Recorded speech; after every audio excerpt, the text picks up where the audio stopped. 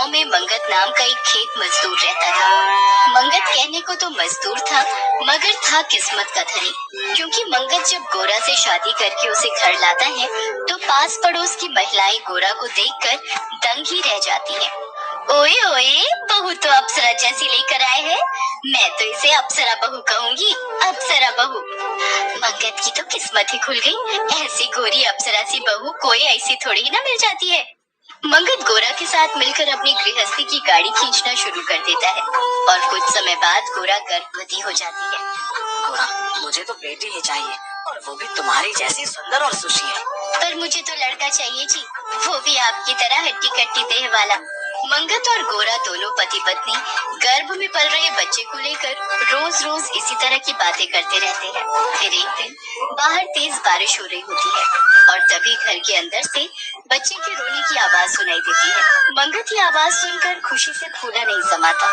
शुक्र भगवान का, लगता है बच्चे ने ठीक ठाक से जन्म ले लिया, जरूर बेटी ही होगी। मगर तभी दाई मंगत के पास आकर कहती है, अरे मंगत बेटा, जल्दी चल, बहू तुझे बुला रही है। सब ठीक ठाक तो है ना दाई माँ? अरे कुछ ठीक नहीं है रे। मंगत भागते भागते अंदर जाता है और देखता है कि गोरा अंतिम सांसें ले रही है। गोरा, ये तुम्हें क्या हुआ गोरा? मेरा और आपका इतना ही साथ था जी, अब दुनिया से जाने का समय आ गया है। अपना बच्चा तुम्हारे हवाले कर जा रही हूँ, इसका ख्याल रखना।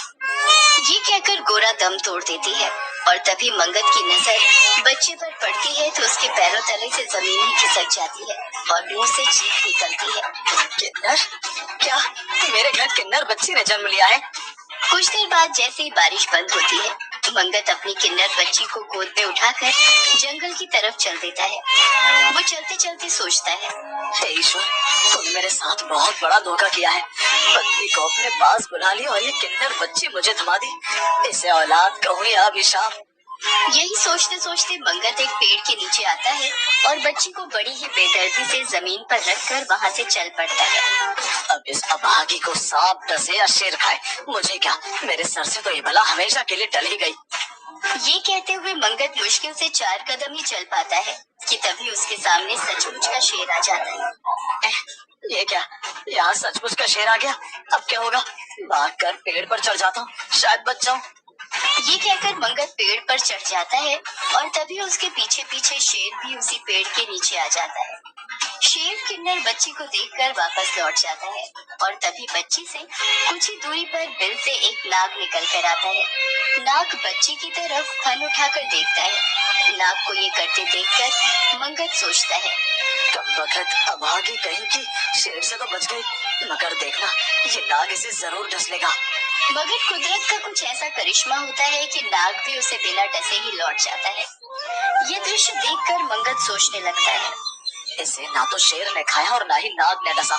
मुझे तो ये कोई असाधारण बच्ची लगती है। जब ईश्वर ही इसे जिंदगी देने पर तुला है तो मैं इसे मौत देने वाला कौन होता हूँ? यही विचार करके मंगत अपनी किन्नर बच्ची को उठाकर एक दूसरे गांव में चला आता है और उसे लेकर उसी गांव में बस जाता है। वो बच्ची का नाम त्रिशा रखता है। त्रिशा के लिए उसकी माँ और बाप दोनों वही बन जाता है। फिर त्रिशा धीरे धीरे बड़ी होने लगती है। एक दिन त्रिशा स्कूल से वापस घर आ रही होती है तो रास्ते में कुछ किन्नरों को नाच गा कर पैसे मांगते देखती है। दे दे, अरे दे 10-20 रुपए दे तो बाबू। अरे जल्दी दे दे मोरे राजा, हंस देगा तो बचेगा, वरना अगले जन्म में तू हमारे जैसा बनेगा। त्रिशा किन्नरों का ये रूप देखकर विचलित हो जाती है और मन ही मन खुद को उनकी जगह रखकर देखने लगती है। ये कल्पना करते ही वो बहुत घबरा जाती है और एकाएक चीख उठती है, नहीं, मैं किन्नर बनकर नहीं जी सकती। ऐसी जिंदगी से तो अच्छा मैं मर ही जाऊंगी। फिर उस दिन के बाद त्रिशा खुद की हद से ज्यादा चिंता करने लगती है और मन ही मन संकल्प करती है, आज के बाद इतना अधिक कठोर परिश्रम करूंगी कि एक दिन बड़ी डॉक्टर बन सकूं और खुद पर आत्मनिर्भर होकर जी सकूं। अगर ऐसा हुआ तो शायद मेरे किन्नर होने का राज ही बना रह सके। यही सोचकर त्रिशा दिन रात मेहनत करती है और सबसे बचकर रहने की कोशिश करते हुए आगे बढ़ने लगती है। इस तरह 20 साल बीत जाते हैं और सचमुच ही वो एक डॉक्टर बन जाती है। बापू, मैं अस्पताल जा रही हूँ। हाँ हाँ जा बिटिया, सुन, शाम को जल्दी लौट आना। भूल मत जाना कि तुमने मुझे सिनेमा दिखाने का वादा किया है। ठीक है बापू। एक दिन त्रिशा के अस्पताल में एक एक्सीडेंट केस आता है। माँ जी आप घबराइए मत, आपको जरा सी चोट आई है, आप बहुत जल्दी ठीक हो जाएगी। डॉक्टर मेरे बेटे अमर को बुला दीजिए, मेरा जी घबरा रहा है। आप प्लीज थोड़ी हिम्मत रखिए, हम आपके बेटे को बुला देते हैं। उमा के एक्सीडेंट का समाचार मिलते ही अमर तुरंत अस्पताल आता है और त्रिशा से कहता है, डॉक्टर मेरी माँ ठीक तो है ना? आपकी माँ बिल्कुल ठीक है अमर बाबू, आप अपनी माँ से मिल सकते हैं। उमा देवी एक अमीर महिला थी और अमर उसका इकलौता बेटा था। अमर को डॉक्टर त्रिशा का रंग रूप और सेवा भाव इतना अधिक पसंद आता है कि वो मन ही मन त्रिशा को अपनी पत्नी बनाने की सोचने लगता है। अप्सरा जैसा रंग रूप और देवी स्वरूप सेवा भाव, त्रिशा लाखों में एक है। यही सोचकर अमर इस बारे में उमा से बात करता है और उन्हें साफ स्पष्ट शब्दों में कहता है, माँ अब तो मेरे जीवन में या तो त्रिशा आएगी या फिर मैं जीवन भर कुंवारा ही रहूंगा। क्यों बेटा, क्या तुझे ये डॉक्टर इतनी पसंद है? क्यों माँ, क्या त्रिशा तुम्हें पसंद नहीं है? त्रिशा तो मुझे भी बहुत पसंद है बेटा, इसके देवी जैसे रूप और अनूठे सेवा भाव ने तो मुझे भी मोह लिया है। एक दिन मौका देखकर उमा त्रिशा से इस बारे में बात करती है, मगर शादी का नाम लेते ही त्रिशा बहुत घबरा जाती है और उमा से कहती है, नहीं माँ जी, मैं शादी नहीं कर सकती, प्लीज माफ कर दीजिए। चुप कर, अगर तेरी माँ जिंदा होती तो अब तक तेरी शादी हो चुकी होती। अब मैं तेरी एक नहीं सुनूंगी, आज ही तेरे पिता से मिलकर तेरी और अपने अमर की शादी की बात करती हूँ। ये कहकर उमा अपने बेटे अमर की पसंद की अपने घर की बहू बनाने पर अड़ जाती है और त्रिशा दुल्हन बनकर अमर के घर आ जाती है। मगर सुहागरात वाले दिन जैसे ही अमर त्रिशा के करीब जाने की कोशिश करता है, उसके पैरों के नीचे से जमीन खिसक जाती है। वो हैरान होते हुए कहता है, त्रिशा तुम एक किन्नर, मेरे साथ इतना बड़ा धोखा। ये सुनकर त्रिशा रोने लगती है और रोते हुए कहती है, अमर मैं इसीलिए तो तुमसे शादी करने के लिए मना कर रही थी, पर तुमने मेरी सुनी ही कहा। अब क्या होगा त्रिशा, मैं तो बीच मझधार में लटक गया हूँ। अब भी कुछ नहीं बिगड़ा अमर, तुम मुझसे तलाक लेकर दूसरी शादी कर लेना, पर मेरे किन्नर होने की बात किसी को मत बताना प्लीज। ये कहकर त्रिशा रोने लगती है और उमर से उसका रोना सहन नहीं होता। वो त्रिशा से कहता है, त्रिशा गलती मेरी है, मैंने तेरे मना करने पर भी तुझसे शादी की, अब इस गलती को मुझे ही सुधारना होगा। अब क्या करोगे अमर? तुमको हमेशा अपनी पत्नी बनाकर रखूंगा त्रिशा, और कभी किसी को भनक तक नहीं लगने दूंगा कि मेरी पत्नी एक किन्नर है। ये सुनकर त्रिशा को अमर में ईश्वर दिखने लगता है और वो उसके चरण छूकर कहती है, अमर आज पता चला कि दुनिया में पति को परमेश्वर का दर्जा क्यों दिया जाता है। समय बीतता जाता है और कुछ दिनों तक तो त्रिशा की किन्नर होने का राज छिपा रहता है, मगर फिर एक दिन उमा को इस बात का पता चल जाता है।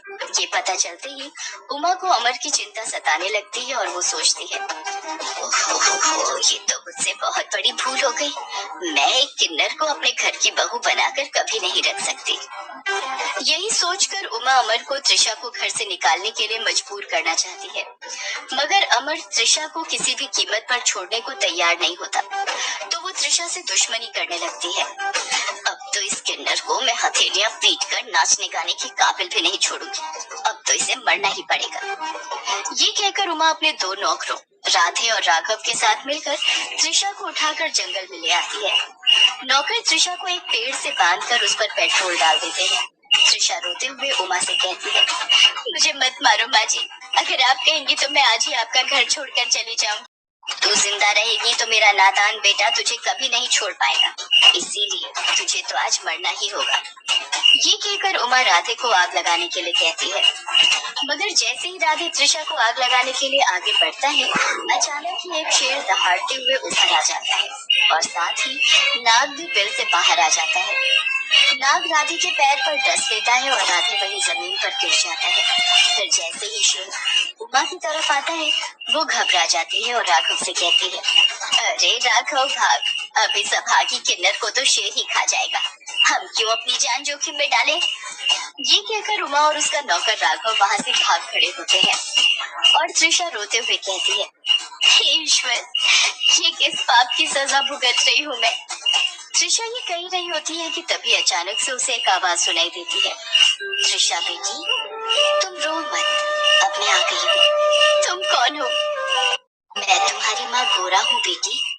ये कहकर गोरा की आत्मा प्रकट होती है और त्रिशा अपनी माँ को देखकर बिलक बिलक कर रोने लगती है।